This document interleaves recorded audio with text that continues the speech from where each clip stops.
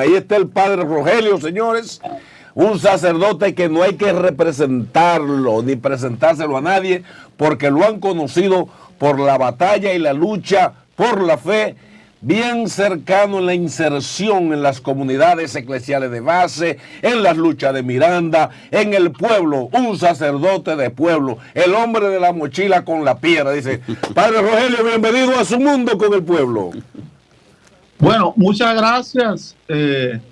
Eso no es por opción, sino que por decisión.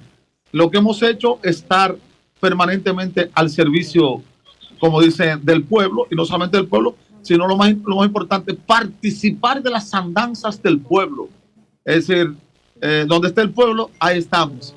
Si es en ese caso en Miranda, ahí estamos en Miranda. Si es ahora con el tema de la Navidad, acompañando a más de 1000 familias, en este caso con unas canastas que hemos conseguido y trabajando permanentemente ahí en medio del pueblo. Padre Rogelio, precisamente estamos en Navidad.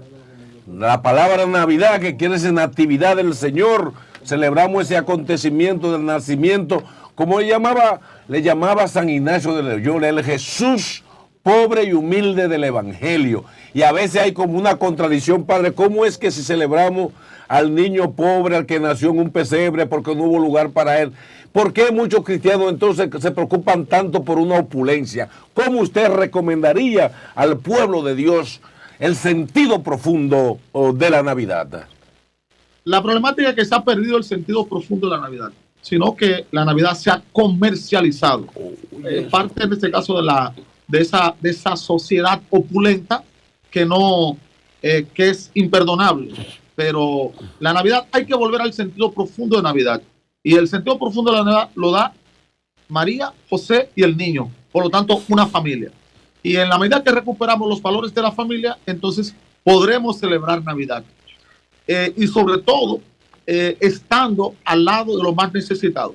Porque es curioso que Jesús de Nazaret, al nacer, digamos así, el dueño del mundo de todas las cosas, dice que hay un detalle interesantísimo que lo presenta Lucas. Lucas dice que no había sitio para él en la posada. Pero en los momentos actuales no hay sitio para miles y miles de dominicanos y dominicanas. En los momentos actuales no hay sitio para miles y miles de mujeres, en este caso, que no tienen empleo.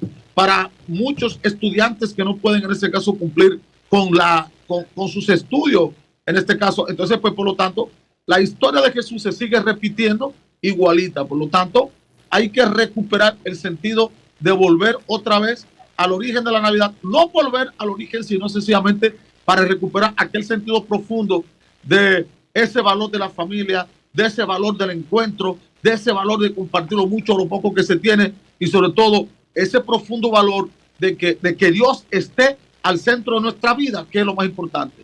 Porque yo entiendo que la sociedad actual está como está muchas veces porque hemos querido vivir sin Dios, pero no cualquier Dios, no el Dios que nos enseñaron, sino el Dios pobre, humilde, que nace ahí en esa situación de pobreza, de miseria, en ese caso, ahí metido, sufriendo la misma consecuencia que sufre el pueblo.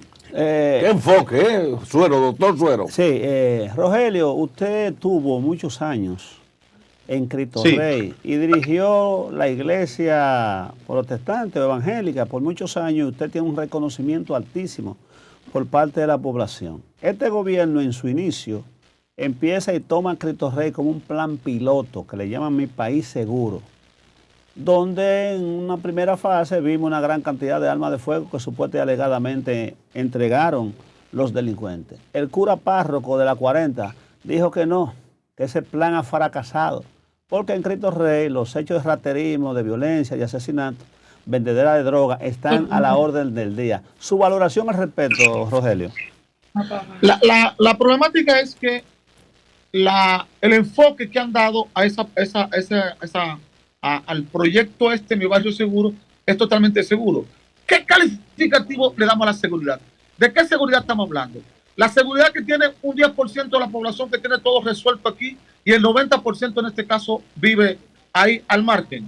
La seguridad en este caso es como un premio para un grupito único y exclusivamente. Pero lo peor del caso es que estos programas de seguridad son elaborados única y exclusiva sin la participación real de lo que están sufriendo la cuestión de la inseguridad. Es que la seguridad en este caso es de una clase única y exclusivamente, o la seguridad tiene que llegar a todos. La problemática fue porque yo participé incluso en ese programa del principio, y yo del principio lo advertí.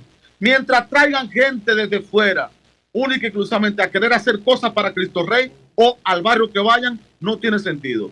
Si quieren tener seguridad, en este caso, tiene que ser con la participación real y protagónica de la gente. Si es Cristo Rey, una participación real y protagónica de la gente de Cristo Rey, una participación real y protagónica de la gente de Villamella, una participación real y protagónica de la gente de La Vega, de donde sea. Pero si no se tiene en cuenta a la gente, sino que se imponen y llevan programas a la gente y la gente no lo asume, realmente no va a funcionar y no va a tener el efecto que se quiere. ¿Por qué? Porque ahí la seguridad te la llevan única y exclusivamente y la gente no participa en la construcción de esos programas de seguridad con la participación de ellos. Ahí estamos viendo. Ha fracasado, Rogelio, ese programa que se implementó en Cristo Rey y en otros barrios del país. ¿Ha fracasado? No solamente fracasado, sino que ese programa nunca ha iniciado en ningún sitio.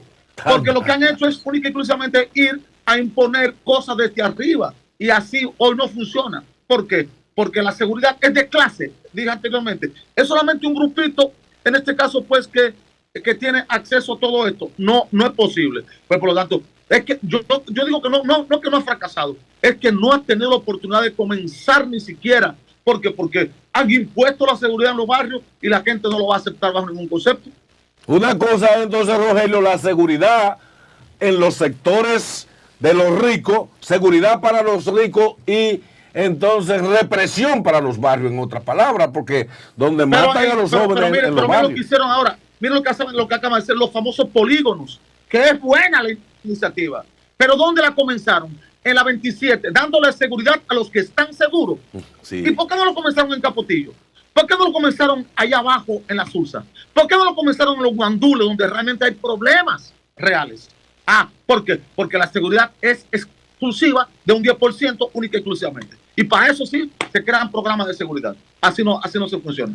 Una parte de la inseguridad y la violencia, Rogelio, descansa en la injusta distribución de la riqueza. Vemos cómo esa familia potentosa del país tiene miles de millones de pesos y de dólares y vive una vida muelle. Sin embargo, lo de abajo, lo del Caliche, para mencionar Cristo Rey, lo de la 40, Capotillo, sí. Simón Bolívar, no tienen la menor oportunidad. ¿Hasta dónde podemos atribuirle de la falta de repartición equitativa de la riqueza el hecho de que esta juventud que está desguarnecida, que está con una mano adelante y otra atrás, salga para la calle con una pistola, un cuchillo en la boca a buscársela?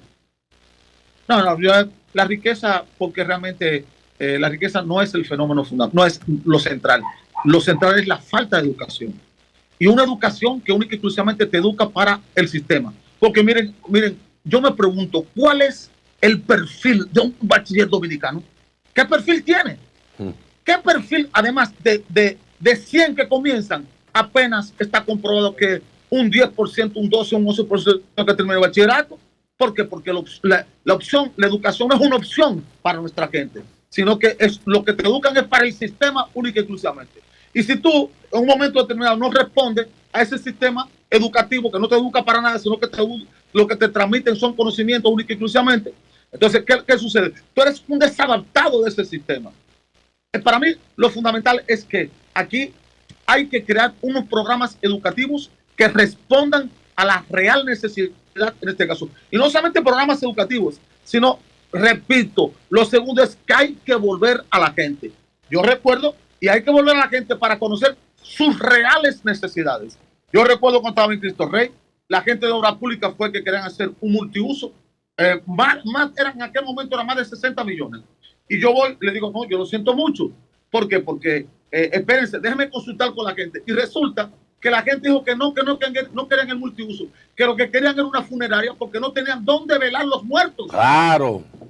Entonces, ¿qué es lo que sucede? Que son programas para beneficiar a los que están históricamente beneficiados, a los ricos, y no parten de la real necesidad del pueblo y de la gente. O sea que ningún plan social que quiera impactar positivamente a la población, no puede ser posible ni va a triunfar si no hay una participación holística de la población.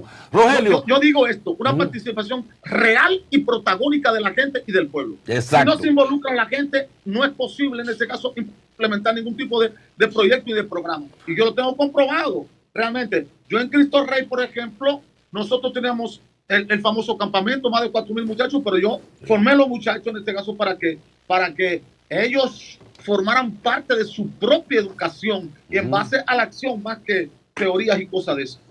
Rogelio, históricamente vimos una iglesia católica comprometida profundamente a través de las comunidades eclesiales de base, vimos todo lo que fue el trabajo de la inserción tanto en ese sector de Cristo Rey, Guachupita, los guandules, vimos también a los jesuitas en la época de Jorge Cela, un trabajo profundo, el grupo de sacerdotes Don Helder Cámara muy activo, pero en los últimos años, con la excepción tuya y otros sacerdotes que ya el pueblo lo vincula como sacerdotes del pueblo, hemos visto como que hay cierta pasividad en cómo abordar los temas sociales del país con una actitud crítica, excepto cuando vienen las famosas cartas pastorales. ¿Ha pasado algo en el gobierno de la iglesia donde uno siente como más lejanía de este pueblo con el pueblo de Dios?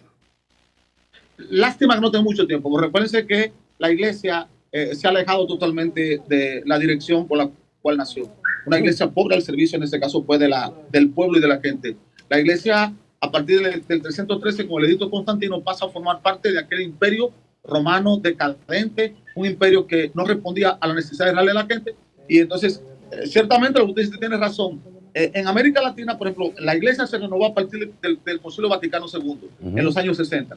El Concilio Vaticano II se aplicó en varias conferencias. La primera fue, en este caso, pues, en Río de Janeiro. No tuvo mucha trascendencia, pero la segunda fue en Medellín. Y la iglesia de Medellín hizo 3 opciones fundamentales. La primera, lo dice un número 70. Asistimos a la terrible desgracia que en América Latina los pobres son cada vez más pobres y los ricos más ricos a causa de la pobreza de los pobres.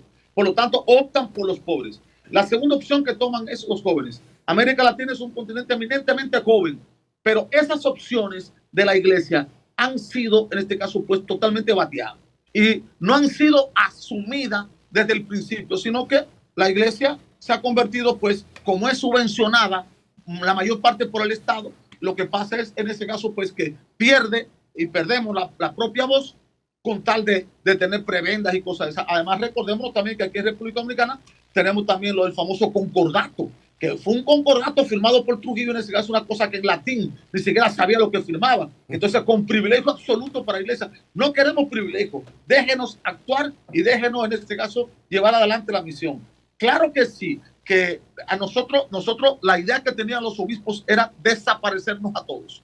Y yo formo parte del grupo ese, el sacerdote Ángel del Cámara, pero realmente en los momentos actuales muchos ya están enfermos, otros en este caso pues andan pues ahí también, pero la problemática es que a nosotros la misma iglesia, la misma cúpula eclesiástica nos dio muy fuerte. La idea era que sacarnos circulación a todos para seguir en aquel tiempo dijo Jesús, pero sí que dice Jesús hoy es lo que queremos. Exacto. Para seguir en este caso con el pensamiento de la teología de la liberación, que cómo hablar de Dios a una gente que no ha comido, cómo hablarle de Dios a una gente que le están violando sus derechos en reiteradas ocasiones. No, lo primero es reconstruir esta parte de la parte humana y después entonces dirigirse a lo espiritual. A nosotros nos han sacado prácticamente a todo de circulación, pero precisamente es una línea de la Iglesia Católica Apostólica, sobre todo en República Dominicana, de unos obispos que